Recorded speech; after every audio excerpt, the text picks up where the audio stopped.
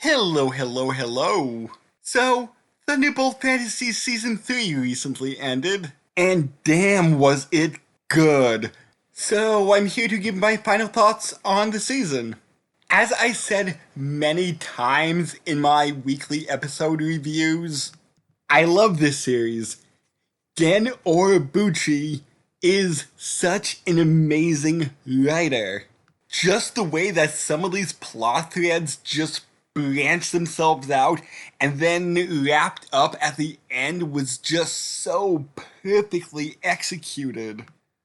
Now, granted, there are a few hanging threads that will lead into season 4, which makes me go, ooh, what's going to happen next? I did find it interesting that they managed to bring back Xing Hai and Lu Zhenji and still managed to have the Order of the Divine Swarm in the background as a slowly growing threat. Although, Psycho Monk really wasn't much of a major threat this season since he's basically nothing without his sword waifu 7 Blasphemous Deaths. Who is Xing Hai's sister? Now that was interesting. Since Xing Hai failed to destroy the surface with that demon from season 1, I forget what it's called. Let's see here. Yao Tu Li. No, I don't remember that name. Anyway, since that plan failed, she planned on resurrecting 7 Blasphemous Deaths to her true body to get revenge on Shang and Lin from season 1. And the fact that she's not killed off at the end of this season makes me wonder if she'll be back in season 4. And speaking about threats from season 4, there's still 3 more members of the Orders that are still around. There's Master Locust, there's a guy with a Hornet Pillar that appeared in season 2, and I believe one of the other pillars, the blue one, had some sort of, I want to say, ant on it. So it's going to be really interesting to see what they're like. And Azabelfer, what's going on with him? I mean, it seems like it was his plan for Lang to get all pissed at him once he revealed himself to be his father. So, will we be cutting back to the demon realm now and then in season 4 for Lang's part of the story? Or will Lang be written out until later on when he's like, sup, I dealt with Azabelfer and I'm stronger because of it? Or might that be dealt with in the 3rd movie, which has still yet to give a release date on when it's coming out? I hope soon. Yeah, but in the meantime, I'm probably going to dip my toes into some Peely fantasy because I love wuxia puppetry. And it was so neat how in episode 10 they brought in Bai Leon, who is supposedly a major player in the Peely franchise. Supposedly, mind you. I have yet to start War of the Dragons, but I will soon, so hopefully Bai Leon shows up and I'm gonna be like, oh, I know him! Granted, he'll definitely not reference Thunderbolt Fantasy, but it will be good to see one character I do know a tiny bit about. But then again, he may not appear in War of the Dragons at all. And speaking about one-off characters, that cyborg that gave Psycho Monk his cyber arm, yeah, what was up with him? Yeah, if Psycho Monk didn't decide to go to space at the end of this season, I would be like, have we seen the end of Old Man Cyborg? I mean, we could. Hell, they brought back Chow Fang. So, I don't really know what to expect from this series. Wait, I kind of do. Awesome writing, kick ass fight scenes, and wonderful, wonderful music. I mean, the piano cover of Darkest, ooh, chef's kiss there. Chef's kiss. And since TM Revolution voices Lang, when his story started playing, I kind of liked the fact that Lang was the one singing it. Okay, Judgment versus his story. Ooh, that's a tough one. I'm going to say his story just barely edges out Judgment. And sorry, fans of the season 1 opening, Reimai, I like that one the least. And I was perfectly fine with no closing credits theme here. And going back to Lu Zhengji for just a moment, I do think it's kind of awesome how he wanted Lin to send him to a place where he and Seven Blasphemous Deaths wouldn't be bothered again.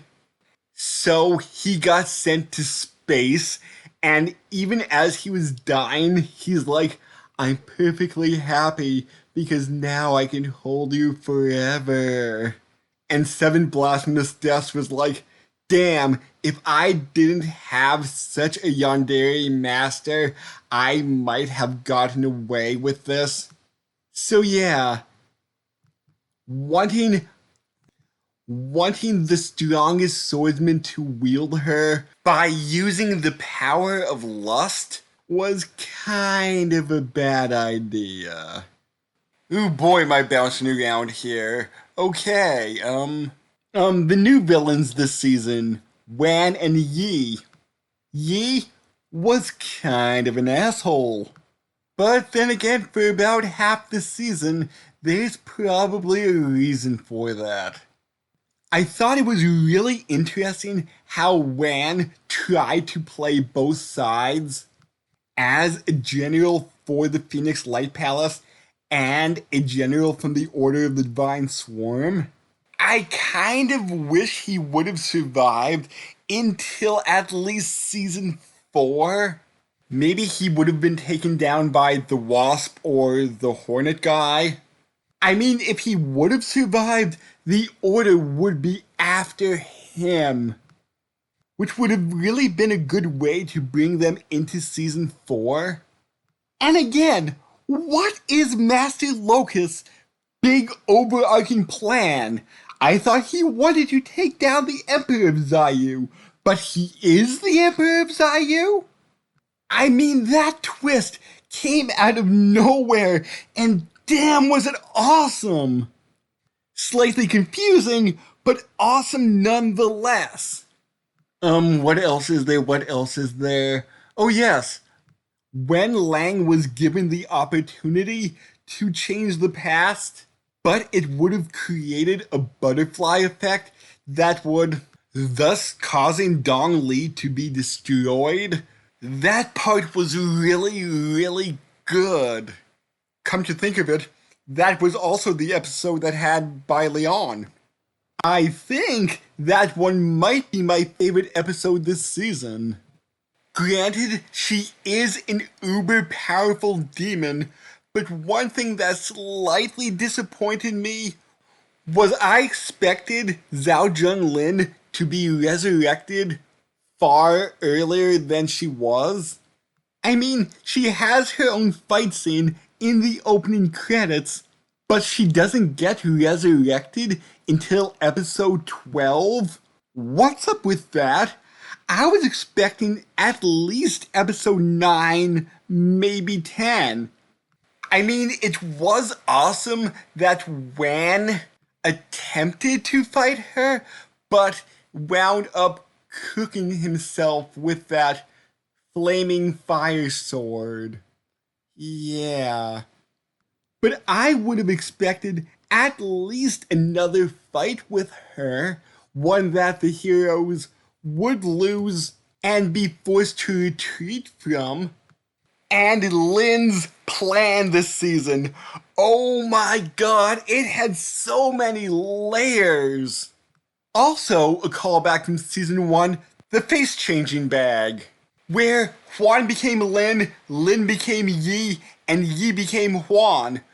That must have been in play from the first time Juan got left behind, which was, I think, episode 7. So, I was completely fooled by everybody. Although I did find it slightly weird that Lynn was so easily entranced by 7 blasphemous deaths, I just felt like something was going on there. But nope, totally different plan. Also, the scene where Yi was talking to Master Locust, that seemed just a little bit off. Granted, because Lin was Yi at that moment. This was a really good season. I would love to hear your thoughts about this season in the comments. Also, please consider giving this video a like. I guess that's it for this very randomly jumbled season 3 recap slash final thoughts video.